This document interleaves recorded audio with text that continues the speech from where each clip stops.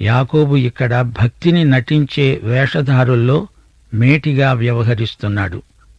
నటనాత్మకమైన భక్తి, వంచనా శిల్పంలో ఆరితేరిన విశ్వాసులు ఎందరో ఉన్నారు.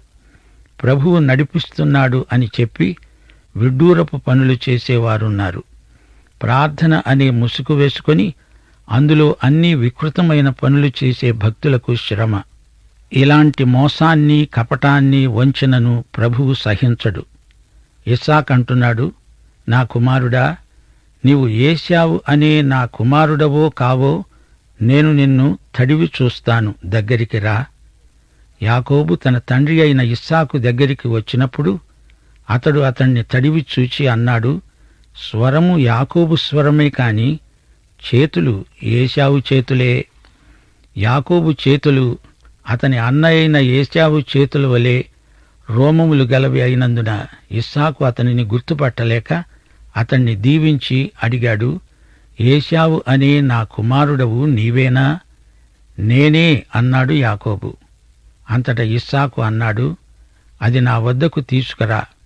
నేను నిన్ను దీవించున్నట్లు నా కుమారుడు వేటాడి తెచ్చినది తింటాను. అతడు అది తెచ్చిపెడితే తాను తిన్నాడు. ద్రాక్షరసం తెస్తే అది తాగాడు. తరువాత అతని తండ్రి అయిన ఇస్సాకు అన్నాడు, నా కుమారుడా, దగ్గరికి వచ్చి నన్ను ముద్దు పెట్టుకో. దగ్గరగా వచ్చి అతడు ముద్దు పెట్టుకున్నాడు. అప్పుడు అతడు అతని వస్త్రములను వాసన చూచి అతణ్ణి దీవించి అన్నాడు, ఇది నా కుమారుని సువాసన. యెహోవా దీవించిన చేని సువాసన వలె ఉన్నది. ఆకాశపు మంచు, భూసారమును, విస్తారమైన ధాన్యమును, ద్రాక్షరసమును దేవుడు నీకు అనుగ్రహించునుగాక.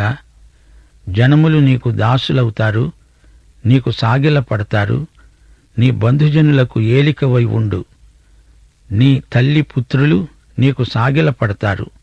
నిన్ను శపించేవారికి శాపం, నిన్ను దీవించేవారికి దీవెన.